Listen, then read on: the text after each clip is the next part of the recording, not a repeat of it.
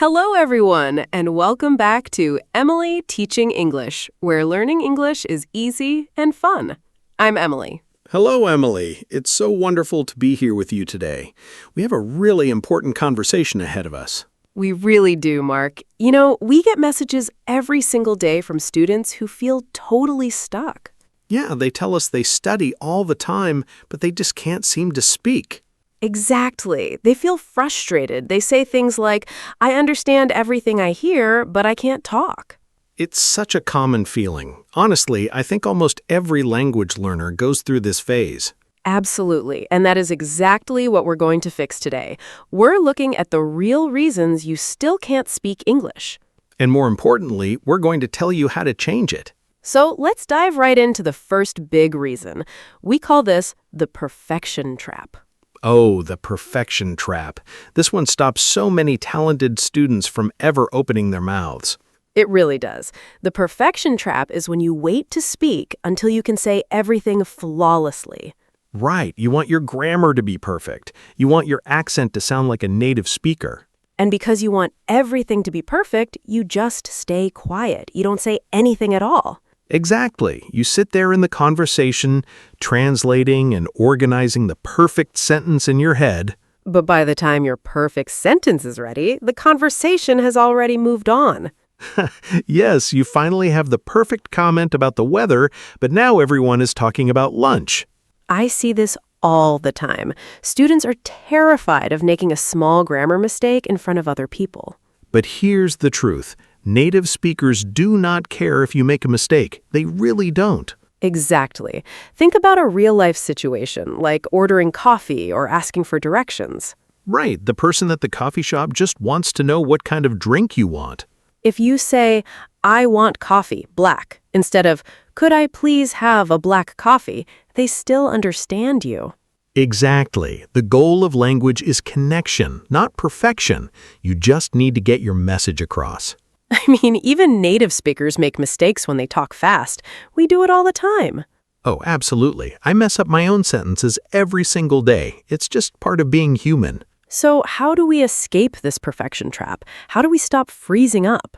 You have to give yourself permission to be messy. Speak before you feel totally ready. I love that. Give yourself permission to make mistakes. Celebrate the mistakes because they mean you're trying.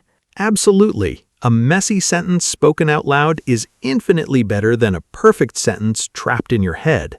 Which brings us to the second big reason people get stuck. We consume, but we don't produce. Ah, passive versus active learning. This is such an easy trap to fall into these days. Totally. It feels like you're studying when you watch videos or listen to podcasts for hours. Right, but watching a video is passive. You're just letting the information wash over you. Exactly. Listening is wonderful for comprehension, but it does not train the muscles in your mouth. It really doesn't. Speaking is a completely different skill. It's like buying a beautiful high-end keyboard to improve your typing. Oh, I see where you're going with this. You have this amazing piece of technology sitting on your desk. Right, but if you only watch videos of other people typing on it, you will never learn to type fast yourself. That is such a good comparison. You actually have to press the keys. You have to feel the keyboard yourself. Exactly. And to learn how to speak, you actually have to speak. You have to make the sounds with your own voice. So what does active practice look like for someone sitting at home right now? It can be very simple. You just have to speak out loud, even when you're completely alone. Yes, I always tell students to narrate their day. Talk to yourself while you're making dinner. Exactly. Just say, I'm cutting the tomatoes now. The pan is getting hot. It sounds silly, but it really works. It does because you're forcing your brain to pull the English words out, not just let them in. And that simple act of speaking out loud builds the physical habit of talking in English. Absolutely. You have to turn passive listening into active doing. You know, talking about taking action makes me think of something our listeners can do right now. Oh, I like that. If you're enjoying this conversation and learning something new today, hit that like button. And make sure you subscribe to the channel so you don't miss any of our lessons. And tell us in the comments, what is the hardest part about speaking English for you? We really do read those comments, and they help us know exactly how to help you in future videos. All right, let's move on to the third reason people stay stuck, the mental translation habit. Oh, wow. This one is huge. It's like having a little dictionary in your brain, translating every single word. It's so exhausting. You hear an English sentence, and first you translate it into your own language so you can understand it. And then you think of your reply in your own language and translate it back into English before you speak. No wonder people feel so slow and tired. That is way too much work for your brain. It really is. It takes too much time, and it makes you sound robotic when you finally speak. And the worst part is, languages don't match perfectly. Word-for-word translation usually makes no sense. Exactly. The grammar is different, the word order is different, and you just end up confused. So what's the secret to fixing this? We have to stop learning single words and start learning chunks. Yes, chunks are short phrases or groups of words that naturally go together in English. Right. Instead of translating the words, how is it going, one by one, just learn the chunk, how's it going? Exactly. You don't need to analyze the grammar. You just know it means something like, how are you? And when you learn in chunks, you skip the translation phase completely. The whole phrase just pops into your head. It's like downloading a complete file instead of building it piece by piece. It's much faster. That's a great way to think about it. You speak in natural blocks of meaning instead of individual words. And native speakers use chunks all the time. Phrases like, by the way, or to be honest. Exactly. If you learn those chunks, you instantly sound more natural and more fluent. So here's the deal. Stop making long lists of single vocabulary words. Start making lists of short, useful phrases. I completely agree. Okay, let's talk about the fourth reason. This one is about how you schedule your study time.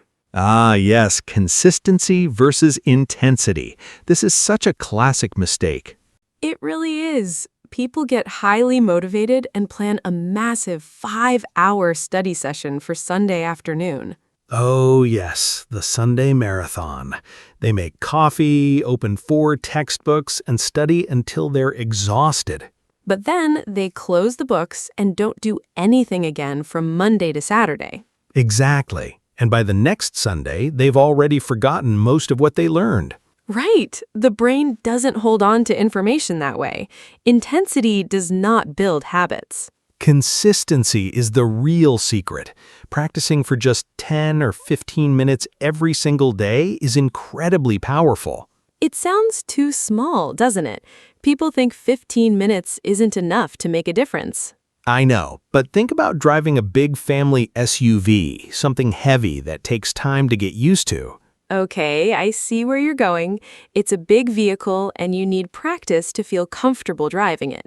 Exactly. If you want to become a confident driver, you don't drive for 10 hours straight once a month. That sounds exhausting. It would be. Instead, you drive a little every day. You go to the grocery store, you pick someone up, you build confidence gradually. And over time, that daily habit makes you feel completely comfortable behind the wheel. Learning English works the same way. Absolutely. 15 minutes every morning while you drink your coffee trains your brain to switch into English every day. Yes, it keeps the language fresh. It becomes a normal part of your life, not a huge weekend chore. So true. Just be consistent. 10 minutes a day will beat 5 hours on Sunday every single time. Which brings us to the fifth and final reason people stay stuck: information overload. Ah, yes, the endless collection of materials. This is such a modern problem for language learners. It really is. People have 10 different language apps on their phone. They subscribe to 20 newsletters. And they have a whole bookshelf full of grammar books they've never even opened. Exactly. And having all those choices actually creates a huge amount of stress. It becomes overwhelming. Right. You sit down to study, but you don't know where to start, so you end up doing nothing. We call that paralysis by analysis. You spend more time organizing your study materials than actually studying. Totally. You think buying the perfect textbook will magically make you fluent. But the truth is, you don't need 20 different resources.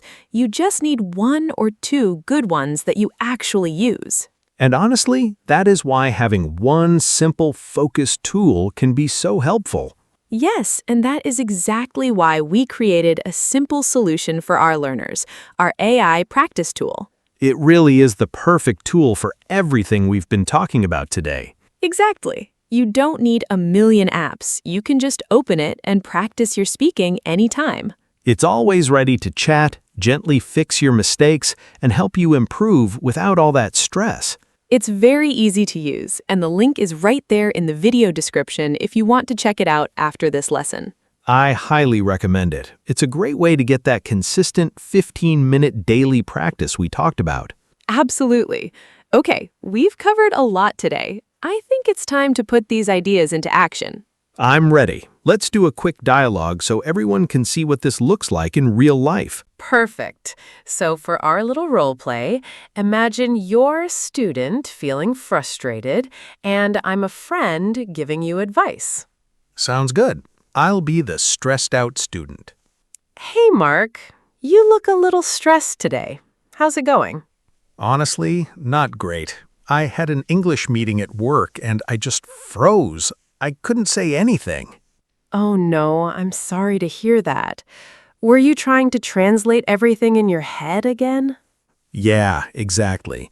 I was waiting to form the perfect sentence, and by the time I was ready, the topic changed. I know that feeling, but remember, nobody expects you to be perfect. They just want to hear your ideas. I know. I just need to study more. I'm going to study for 6 hours this Saturday to catch up. Stop right there. Don't do the weekend marathon. That's way too much pressure. Really? But I have 3 new grammar books I need to read. That's information overload. Put the books away. Just practice speaking out loud for 15 minutes tomorrow morning. Just 15 minutes? Do you really think that will help me speak faster? Absolutely. And focus on learning short chunks, not single words. You'll sound much more natural. You know what? You're right. I'm going to try that tomorrow. Thanks, Emily. And scene. That was great. Did you notice how we used chunks like, how's it going? And honestly, not great. Yes, those little phrases flow naturally without needing to think about grammar rules. Exactly. And that is how you support a friend who is learning. Keep it simple and encouraging. Remember, everyone, learning English is a journey. It's okay to be messy, and it's okay to make mistakes. Be kind to yourself and focus on taking one small action every single day. You really can do this. Thank you so much for spending this time with us today. Don't forget to like, subscribe, and share this with a friend. We love having you here. Keep practicing, and we'll see you in the next episode. Bye, everyone. Have a wonderful week. Bye for now.